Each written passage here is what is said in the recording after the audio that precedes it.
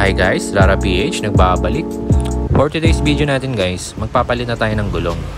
Dahil upod na rin kasi yung likod natin eh.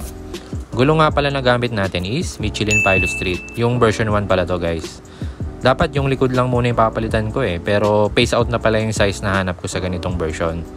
Medyo makapal pa din kasi yung sa harap ko. Ngayon, dahil ayoko ng magkaibang thread o design ng gulong ng harap at likod, napag-isipan kong palitan na lang yung harap at likod ng gulong natin para same o pares pa din yung design niya, di ba? Share ko lang din pala guys, never kaming pinahiya ng gulong na to. Sa awa ng Diyos at sa maayos na pagdadrive natin sa kalsada, never kaming nilagay sa alanganin ng gulong na to. Lalo na syempre sa tag-ulan. Sobrang kapit guys, wala akong masabi. Kaya kung tatanungin nyo ako kung worth it ang Michelin Pilot Street, syempre oo, at kung meron lang available nitong PS1 or Michelin Pilot Street 1, Michelin pa rin yung pipiliin ko dahil nasubukan ko na talaga siya. Nagamit ko pala tong gulong to for almost 1 year and 3 months. Medyo hindi ganun katagalan na gamit pero kasi malabon antipolong biyahe namin sa halos araw-araw. Kaya gets ko naman na napabilis ang pagpapalit natin. Mga nasa 19k pala yung odo ko nung bagong palit ako ng gulong.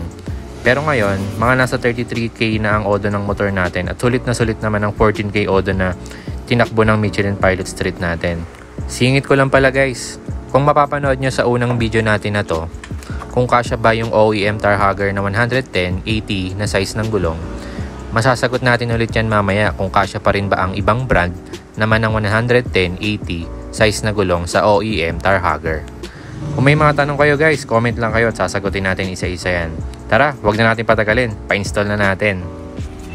Dito nga pala tayo bumili at nagpa-install ng bagong gulong natin. Sa Jarim Mototars, located lang sa C4 Road, corner Sabalo, Caloocan City. Bago lang din shop nila guys. At eto, kompleto naman sila sa mga tools. At machine na din pala ang mga gamit nila sa pagbabaklas at kabit ng gulong. At ayan yung mga brand na meron sila dito.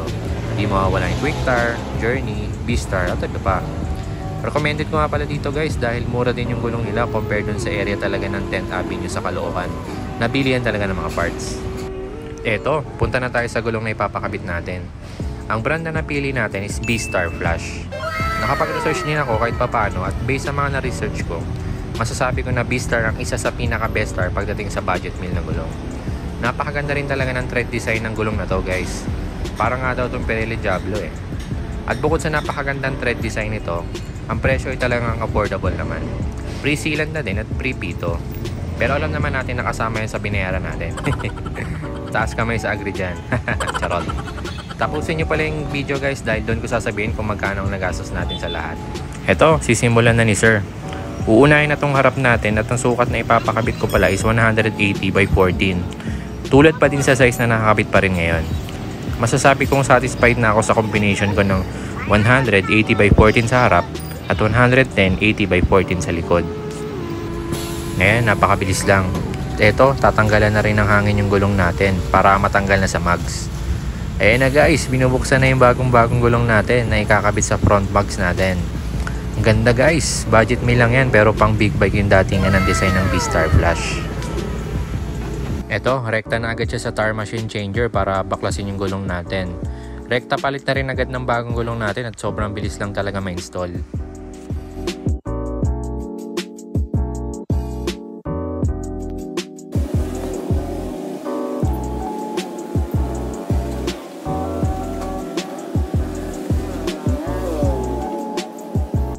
At syempre, kung gaano kabilis binaklas kanina, ganun din kabilis ikanabit yung gulong natin sa harap. Ayan, close look sa bagong gulong natin sa harap. Grabe, napakaganda guys. Bagay na bagay sa Honda Click natin. Ayan, dito naman tayo sa likod.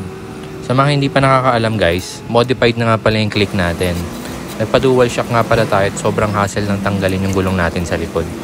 Kailangan pang baklasin yung fairing sa right side at huhugutin ng konti yung gas tank para matanggal yung shock sa kanan.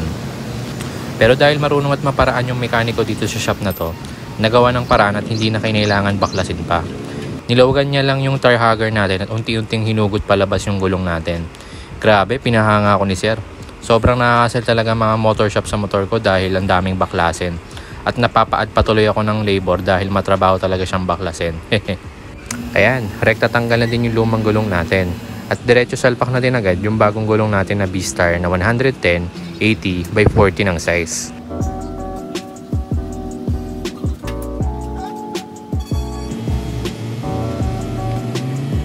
Hindi ko pala napakita kanina sa video kung paano mismo tinanggal yung gulong natin sa likod, pero dito, papakita natin kung paano siya ipinasok. Unti-unti lang din siyang sinuksok pa loob at ayan na, nakapagpalit na tayo ng gulong na hindi na kailangan baklasin yung fairing, gas tank at mismong shock. Galing talaga nila sir. Siguradong babalik ako dito dahil matidiskarte at magagaling ang mga mekaniko dito sa Jarim Moto Tire Shop. Jarim, baka naman. Nga pala guys, kasya pa din yung bago nating kabit na gulong dito sa ating OEM tar hugger. Walang sabit at meron pa din clearance. Yung iba kasing gulong kahit sabihin mo pang same size lang, medyo malaki pa rin at bulky talaga siya. Pero itong B-Star natin, same lang siya sa Michelin Pilot Street natin. Ayan. Ayan. At kung umabot ka sa part na to, ito pala yung total na nagastos natin sa gulong na pinakabit natin. Ayan. Flash ko na rin sa screen guys yung prices nila as of 2023.